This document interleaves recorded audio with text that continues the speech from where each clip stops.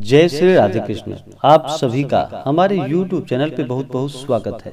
आइए जानते हैं वरुथिनी एकादशी व्रत के शुभ मुहूर्त के बारे में और जानेंगे पारण समय के बारे में, वरुथिनी एकादशी व्रत कथा के बारे में। वैशाख माह के कृष्ण पक्ष में पड़ने वाली एकादशी को इसे वरुथिनी एकादशी के नाम से जाना जाता है। यह 11 का व्रत व्यक्ति के सभी प्रकार के पापों को नष्ट करने वाला है। जो भी सच्ची श्रद्धा के साथ वैशाख माह कृष्ण पक्ष की एकादशी वरुथिनी एकादशी का व्रत करते हैं, उनके सभी पाप नष्ट हो जाते हैं। सबसे पहले तो आप सभी भक्तों को वरुथिनी एकादशी व्रत की ढेर सारी शुभकामनाएं। आप सभी के जीवन में लक्ष्मी नारायण की कृपा से आप सभी को सभी प्रकार के सुख और समृद्धि की प्राप्ति हो। लक्ष्मी नारायण आप सभी के इच्छाओं को पूर्ण करें। यह व्रत सौभाग्य का प्रतीक माना जाता है। यह सौभाग्य प्रदान करने वाली इस व्रत में भगवान विष्णु के वाराह अवतार की पूजा की जाती है।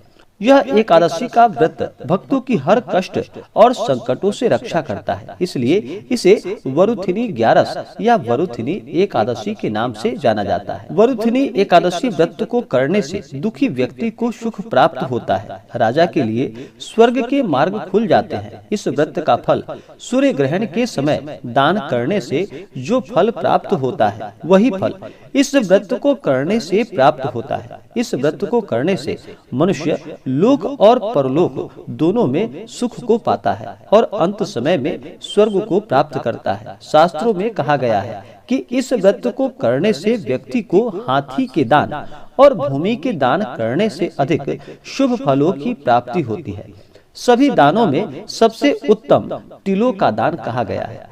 तिल दान से श्रेष्ठ स्वर्ण दान कहा गया है और स्वर्ण दान से भी अधिक शुभ इस एकादशी व्रत को करने के उपरांत जो फल प्राप्त होता है वह कहा गया है। एकादशी का व्रत व्यक्ति के सभी पाप और ताप को नष्ट कर देता है। जब व्यक्ति के पाप और ताप नष्ट होते हैं तब उनके पुण्यों का उदय हो पाता है। उसके बाद ही सभी प्रकार के सांसारिक सुखों की प्राप्ति होती है। एकादशी व्रत में भगवान श्री हरि विष्णु माता लक्ष्मी का इस दिन भर उपवास रहते हुए पूजन करना चाहिए। जो भी एकादशी का व्रत करते हैं उन्हें इस व्रत के लिए दशमी के दिन से ही व्रत के नियमों का पालन करना चाहिए। दशमी तिथि के दिन शुद्ध और सात्विक आहार एक समय ग्रहण करना चाहिए। रात्रि में ब्रह्मचर्य का पालन करते हुए भगवान नाम का स्मरण करते हुए सोना चाहिए और एकादशी तिथि के दिन सुबह ब्रह्म मुहूर्त में उठ करके नित्य क्रियाओं से निवृत्त हो करके गंगा नदी में या घर के नहाने के पानी में थोड़ा सा गंगा जल मिला करके स्नान करना चाहिए। शुद्ध वस्त्र धारण करना चाहिए। उसके बाद फिर व्रत का संकल्प लेना चाहिए और भगवान से प्रार्थना करनी चाहिए कि हे भगवान विष्णु, हे माता लक्ष्मी, हे वाराह भगवान, आज मैं आपके वरुथिनी एकादशी का व्रत करने जा रहा हूँ या करने जा रही हूँ। इस प्रकार से भगवान से प्रार्थना करनी चाहिए। आपके मन में जो भी कामना हो, जो भी इच्छा हो, वह प्रभु से कहनी चाहिए। दिन भर उपवास रहते हुए इस व्रत को करना चाहिए। अगर उपवास ना रह पाए तो एक समय फलाहार ग्रहण करें और भगवान का पूरे विधि विधान के साथ पंचोपचार या षोडशोपचार पूजन विधि के द्वारा भगवान का सुबह और शाम के वक्त पूजन करे। रात्रि में एकादशी के व्रत में भजन कीर्तन करते हुए समय को व्यतीत करना चाहिए। जहाँ तक हो सके जागरण करना चाहिए और अगले दिन जा करके नित्य क्रियाओं से निवृत्त होकर के स्नान करके शुद्ध वस्त्र धारण करके भगवान का पूजन कर ले, आरती कर ले। उसके बाद फिर ब्राह्मणों को भोजन कराए, ब्राह्मणों को दान दक्षिणा दे, गरीबों को भोजन कराए। उसके बाद फिर व्रत का पारण समय के अनुसार करे। इससे पुण्य फलों की प्राप्ति होती है। एकादशी के व्रत में कुछ बातों का ध्यान रखना चाहिए, जैसे कि एकादशी के व्रत में चावल इस दिन बिल्कुल भी ग्रहण नहीं करनी चाहिए। कहा जाता है एकादशी के दिन चावल ग्रहण करने से रेंगने वाली जीवों के रूप में जन्म लेना पड़ता है। एकादशी के व्रत को उपवास रहते हुए करना चाहिए। उपवास ना रह पाए तो एक समय फलाहार ग्रहण करना चाहिए। एकादशी के दिन तुलसी पत्र नहीं तोड़नी चाहिए। भगवान विष्णु के पूजन में तुलसी दल का बड़ा ही विशेष महत्व होता है। भगवान भगवान विष्णु को तुलसी दल अति प्रिय है, जो कि एकादशी से पहले ही तोड़कर रख लेनी चाहिए और फिर एकादशी के दिन भगवान को अवश्य तुलसी दल अर्पित करना चाहिए और उन्हें भोग भी तुलसी दल डालकर लगानी चाहिए। एकादशी के दिन इस दिन तामसिक वस्तुओं का प्रयोग बिल्कुल भी नहीं करना चाहिए। इस दिन शुद्ध और सात्विकता का पालन करना चाहिए। इस दिन मांस, मदिरा, लहसुन, प्याज आदि का प्रयोग बिल्कुल भी नहीं करना चाहिए। जहां तक हो सके धर्म का आचरण करना चाहिए, ब्रह्मचर्य का पालन करना चाहिए। किसी के प्रति अपने मन में ईर्ष्या या द्वेष का भाव नहीं लाना चाहिए। अपने से बड़ों का सदा ही आदर और सम्मान करना चाहिए। महिलाओं का कभी भी अपमान नहीं करना चाहिए। जहाँ पर भी महिलाओं का अपमान होता है वहाँ से माता स्त्री लक्ष्मी रुष्ट होकर चली जाती है, इसलिए कभी भी महिलाओं का अपमान नहीं करना चाहिए। इस दिन ओम नमो भगवते वासुदेवाय इन मंत्रों का जप करना चाहिए। श्री विष्णवे नमः, श्री लक्ष्मी नारायणाभ्याम नमः इन मंत्रों का जप करना चाहिए और भगवान का पूरे विधि विधान के साथ सच्ची श्रद्धा, भक्ति भाव, नियम और निष्ठा के साथ पूजन करना चाहिए। किसी भी प्रकार के व्रत में मन में व्रत के लिए संशय बिल्कुल भी नहीं होना चाहिए। मन में व्रत के लिए अगर अश्रद्धा हो तो उस व्रत को नहीं करना चाहिए।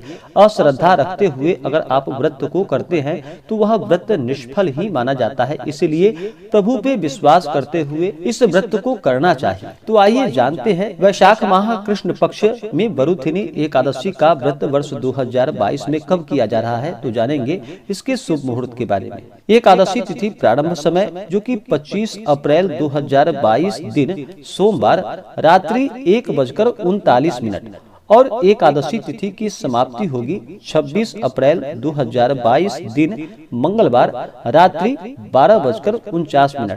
तो हमें जो सूर्योदय व्यापनी जो समय प्राप्त हो रहा है वह शुद्ध रूप से 26 अप्रैल 2022 दिन मंगलवार को प्राप्त हो रहा है। तो इस दिन इस व्रत को किया जाएगा। 26 अप्रैल 2022 दिन मंगलवार को एकादशी का व्रत रखा जाएगा और इस व्रत का पारण जो कि अगले दिन जाकर के 27 अप्रैल 2022 दिन बुधवार को इस व्रत का पारण किया जाएगा।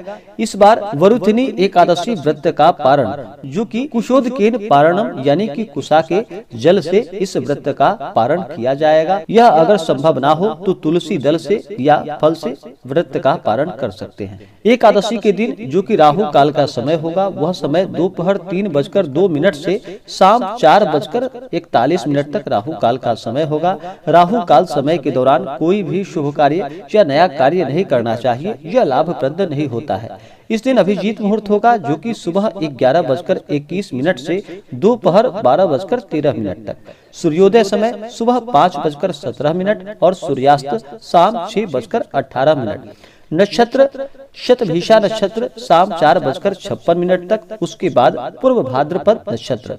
योग एकादशी तिथि के दिन जो कि ब्रह्मा योग शाम 7:06 तक। उसके बाद फिर इंद्र योग। तो आइए सुनते हैं वरुथिनी एकादशी की कथा। अगर आप एकादशी व्रत कथा के लिए अन्नदान, वस्त्रदान आदि के लिए ब्राह्मण दक्षिणा देना चाहते हो तो आप अपने श्रद्धा और सामर्थ्य के अनुसार हमें डिस्क्रिप्शन में जाकर के वहां से गूगल पे, फोन पे या अकाउंट नंबर के माध्यम से आप हमें ब्राह्मण दक्षिणा प्रदान कर सकते हैं। तो आइए सुनते हैं वरुथिनी एकादशी की कथा।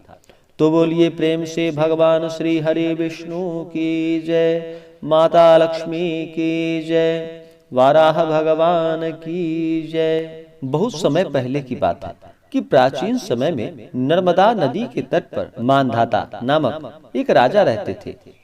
राजकाज करते हुए भी वह अत्यंत दानशील और तपस्वी थे। एक दिन जब वह तपस्या कर रहे थे उसी समय एक जंगली भालू आकर उनका पैर चबाने लगा। थोड़ी देर बाद वह राजा को घसीटकर वन में ले गया। तब राजा ने घबराकर तपस्या धर्म के अनुसार क्रोध न करके भगवान श्री हरि विष्णु से प्रार्थना की। भक्त जनों की बात शीघ्र सुनने वाले भगवान श्री हरि विष्णु वहाँ तत्क्षण प्रकट हो गए तथा भालू को चक्र से मार डाला। राजा का पैर भालू खा चुका था। इससे राजा बहुत ही शोकाकुल था। विष्णु जी ने उसको दुखी देखकर कहा कि हे वत्स, मथुरा में जाकर तुम मेरी वाराह अवतार मूर्ति की पूजा वरुथिनी एकादशी का व्रत करके करो। इसके प्रभाव से तुम पुनः अंगों वाले हो जाओगे। भालू ने तुम्हारा जो अंग काटा है वह अंग भी ठीक हो जाएगा। यह तुम्हारा पैर पूर्व जन्म के अपराध के कारण हुआ है। राजा ने इस व्रत को पूरी श्रद्धा के साथ किया और फिर वह सुंदर अंगों वाला हो गया। इसी प्रकार से जो भी सच्ची श्रद्धा के साथ वरुथिनी एकादशी का व्रत करते हैं, भगवान श्री हरि विष्णु उनके सभी मनोकामनाओं को पूर्ण करते हैं। तो बोलिए प्रेम से भगवान श्री हरि विष्णु की जय, माता लक्ष्मी की जय। तो आइए अब जानते हैं एकादशी व्रत के पूजन विधि के बारे में। एकादशी के व्रत में भगवान श्री हरि विष्णु और माता लक्ष्मी का इस दिन पूरे विधि विधान के साथ पंचोपचार या घोटोपचार पूजन विधि के द्वारा भगवान का पूजन करना चाहिए। एकादशी व्रत पूजन के लिए एक अच्छा सा जगह ले, उस जगह को अच्छे से पवित्र करके वहाँ पे एक चौकी लगाएं। चौकी के ऊपर पीला वस्त्र बिछा करके वहाँ पर भगवान श्री हरि विष्णु माता लक्ष्मी का फोटो या प्रतिमा रखे। इस दिन वरुथिनी एकादशी के व्रत में भगवान विष्णु के वाराह अवतार का पूजन किया जाता है। तो वाराह भगवान का फोटो या प्रतिमा रख करके इनका पूरे विधि विधान के साथ पूजन करें। भगवान को इस दिन इनका जल से अभिषेक करे, पंचामृत से अभिषेक करे, शुद्ध गंगा जल भगवान को अर्पित करे, शुद्ध गंगा जल से अभिषेक करे। उसके बाद फिर इन्हें वस्त्र अर्पित करे, पीला वस्त्र या पीताम्बरी वस्त्र भगवान को अर्पित करे। उसके बाद फिर यज्ञोपवीत भगवान को अर्पित करे। उसके बाद भगवान को तिल चढ़ाएं और यब चढ़ाएं, तुलसी दल चढ़ाएं। यह ध्यान रखें कि भगवान विष्णु को अक्षत नहीं चढ़ाया जाता है, तो इस बात का हमेशा ही ध्यान रखें। तो भगवान विष्णु को तिल चढ़ाएं, उन्हें यब चढ़ाएं। भगवान को तुलसी दल अति प्रिय है तो उन्हें तुलसी दल चढ़ाएं। भगवान को पीला चंदन अति प्रिय है तो उन्हें पीला चंदन चढ़ाएं। रोली चंदन, लाल चंदन भी चढ़ा सकते हैं। भगवान विष्णु को पीला पुष्प अति प्रिय है तो उन्हें पीला पुष्प अर्पित करे। कमल का पुष्प अगर मिल सके तो कमल का पुष्प भगवान को अर्पित करे। उसके बाद पुष्पों की माला भगवान को अर्पित करे। फिर भगवान को धूप दिखाएं, दीप दिखाएं, अनेक प्रकार का नैवेद्य भगवान विष्णु को अर्पित करे। नैवेद्य जैसे कि दूध से बने हुए मिठाई का भगवान को भोग लगाए। जितने भी प्रकार के ऋतु फल होते हैं, केला, सेब, संतरा आदि भगवान को अर्पित करे। जहाँ तक हो सके भगवान को अपने श्रद्धा और सामर्थ्य के अनुसार अनेक प्रकार का नैवेद्य अर्पित करे। उसके बाद फिर द्रव्य और दक्षिणा भगवान को चढ़ाए। उसके बाद पुंगी फल, तांबूल, लौंग, इलायची के साथ में अर्पित करे। पुंगी फल सुपारी को कहा जाता है और तांबूल पान पत्र को कहा जाता है। तो भगवान को पुंगी फल, तांबूल, लौंग, इलायची के साथ में अर्पित करे। इसके बाद फिर माता लक्ष्मी का इसी प्रकार से पूरे विधि विधान के साथ पूजन करे। माता का जल से अभिषेक करे, पंचामृत से अभिषेक करे, शुद्ध गंगा जल से अभिषेक करे। फिर माता को लाल वस्त्र अर्पित करे। इसके बाद माता लक्ष्मी को श्रृंगार की वस्तुएं अर्पित करे। फिर अक्षत, चंदन, पुष्प, पुष्पों की माला माता को अर्पित करे। महिलाएं माता लक्ष्मी को सिंदूर चढ़ाएं और पुरुष माता लक्ष्मी को चंदन, कुमकुम अर्पित करे। उसके बाद फिर धूप और दीप दिखाएं, अनेक प्रकार का नैवेद्य प्रसाद माता लक्ष्मी को अर्पित करे। श्रीफल आदि माता लक्ष्मी को चढ़ाएं। उसके बाद द्रव्य दक्षिणा चढ़ाएं, पुंगी फल, तांबूल अर्पित करे। उसके बाद फिर वरुथिनी एकादशी व्रत का कथा श्रवण करे। उसके बाद फिर आरती करे। इसी प्रकार से भगवान का सुबह और शाम के वक्त पूजन करना चाहिए। रात्रि में जागरण करते हुए, भजन कीर्तन करते हुए, प्रभु नाम का चिंतन करते हुए समय को व्यतीत करना चाहिए और अगले दिन जा करके ब्राह्मण भोजन करा करके उन्हें द्रव्य दक्षिणा दे करके उसके बाद फिर व्रत का पारण करना चाहिए। इससे पुण्य फलों की प्राप्ति होती। तो आशा करता हूँ कि यह जानकारी आपको अच्छा लगा हो। ऐसे ही ज्ञानवर्धक जानकारियाँ प्राप्त करने के लिए हमारे इस चैनल को लाल बटन दबा करके सब्सक्राइब करें, साथ में बेल आइकन घंटी दबाएं ताकि मेरे वीडियो का नोटिफिकेशन आपके पास सबसे पहले पहुंचे। वीडियो को लाइक और अपने मित्रों तथा दोस्तों के साथ शेयर करें। सुखी रहें और स्वस्थ रहें। जय श्री राधे कृष्ण। धन्यवाद।